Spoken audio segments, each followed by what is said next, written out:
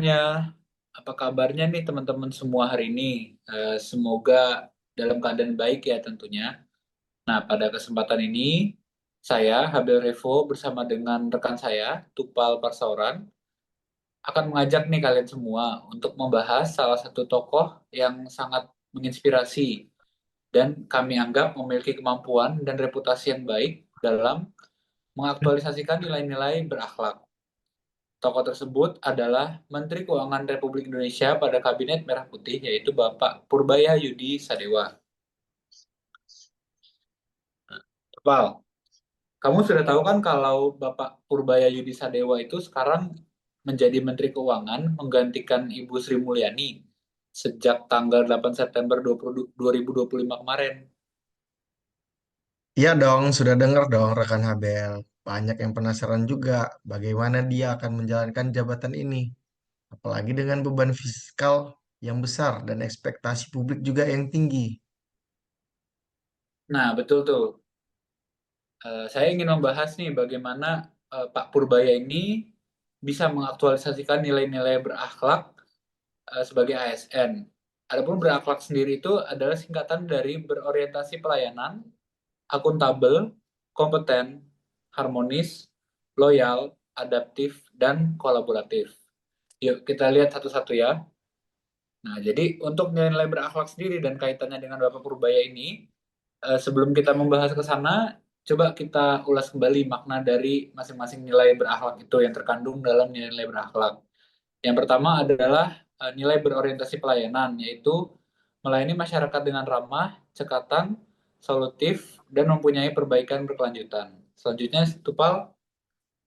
Ya, saya lanjutkan ya. Selanjutnya itu akuntabel, yaitu transparan, bertanggung jawab, disiplin, dan memiliki integritas yang tinggi.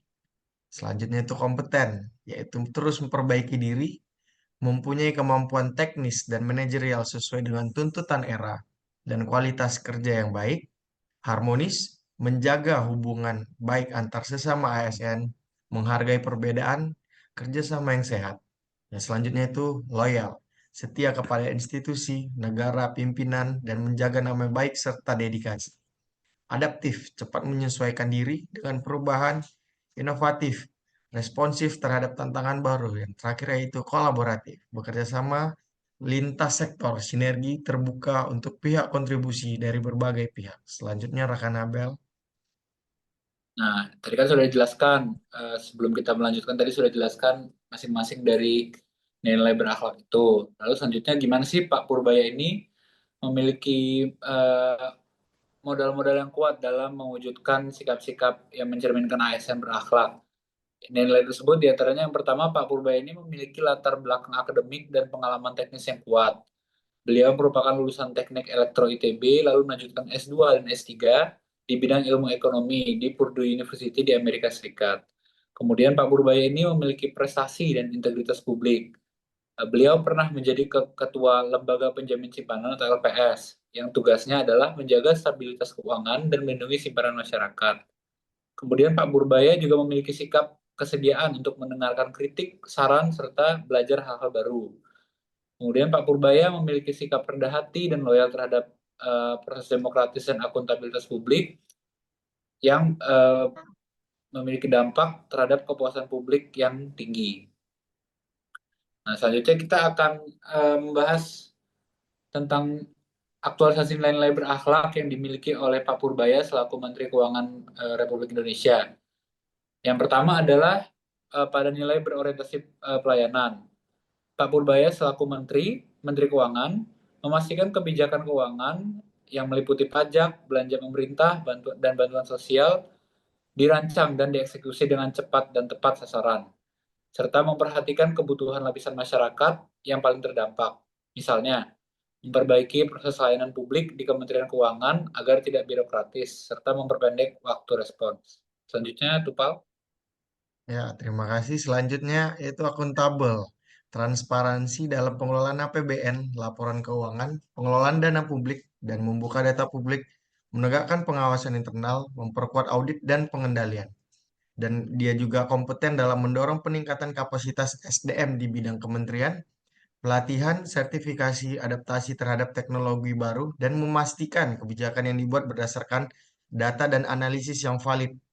Dan dia juga harmonis dalam membangun komunikasi internal yang baik di Kementerian Keuangan, mendengarkan aspirasi staf, menghargai kegeragaman latar belakang kerjasama antar departemen, loyal memprioritaskan kepentingan negara di atas kepentingan pribadi atau kelompok, menjaga reputasi institusi, serta menjalankan kebijakan pemerintahan, menjaga rahasia jabatan jika diperlukan, adaptif, siap menghadapi perubahan eksternal dalam artian ekonomi global, krisis keuangan, pandemi, inflasi, dan tekanan utang. Merespon cepat dengan kebijakan fiskal yang fleksibel, namun tetap menjaga stabilitas, mendorong inovasi dalam pengelolaan keuangan, digitalisasi, dan efisiensi.